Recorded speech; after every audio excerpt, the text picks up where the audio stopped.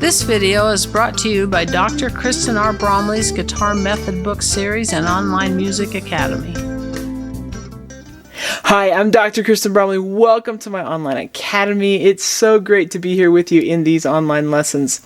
In this video, I'm going to go over the keys of G flat major and E flat minor, which have 6 flats. Can you believe it? 6 flats. So we've worked in the lesson series up to 6 flats. Of course, after I've gone over these, we'll work on playing the G flat major scale in first position and the E flat minor scale in first position, which will prepare us to play some melodies in some keys. Well, some melodies written in the key of G flat major or E flat minor. So when we got 6 flats in that key signature, we'll be prepared for that. As we're playing these scales, we'll do it right along with drums accompaniment. It keeps us in time, is super helpful in that way, but it's also super fun. This video accompanies lesson 24 from my note reading, books 1 and 2 method book. So in the book, we'll be on pages 150, 151, and 152 during this video. As we're working on the scale exercises, we'll be playing numbers 1 through 8. Okay, so let's look here at this key. We've worked previously with 5 flats, so we're pretty used to these, but we've got to do this one here with 6 flats. And it's sort of crazy. The only note that we're playing as a natural note in this key is the F natural. I also want to point out that recently in the last videos we've been working in the key of F sharp major. If we were to just listen to and play the notes of these 2 keys, it's the exact same notes, but written on the page they look different. So these are enharmonic keys. The key of G flat major is enharmonic, meaning it sounds the same as the key of F sharp major. It's just written differently on the page. So we're going to be really familiar with where to stick our fingers in a way, especially as we're playing these scales, but when we're reading the notes, and we got to find the flats instead of the sharps. So we got all these enharmonic pitches happening the whole way through. But this key, the key of G flat major and its relative key of E flat minor, have a B flat, E flat, A flat, D flat, G flat, and C flat in the key signature. So the F natural is the only note that isn't played as a flat in this key. We've been playing with all of these before, so we're really familiar to it. We're really familiar with these notes. C flat has only happened as an accidental. We've actually even run into F flat as an accidental. So we've run into any of the notes being written as flats, but let's just go ahead and I'll quickly review these. Remember that with flats, they are located 1 fret lower than the natural note. And for the open strings, that means going down to the 4th fret of the string that's just lower than it, except for when we go from the 2nd string to the 3rd string. On the 3rd string, that flat note is actually going to be at the 3rd fret. So 3rd fret for the 3rd string, the rest of the strings is the 4th fret. Okay, so we've got the B flat, E flat, A flat, D flat, and G flat that are familiar. I'm just going to run through those really quickly. We've got that B flat at the 1st fret of the 5th string and at the 3rd fret of the 3rd string. We've got the E flat at the 1st fret of the 4th string and the 4th fret of the 2nd string. We've got A flat at the 4th fret of the 6th string, at the 1st fret of the 3rd string, and at the 4th fret of that high string.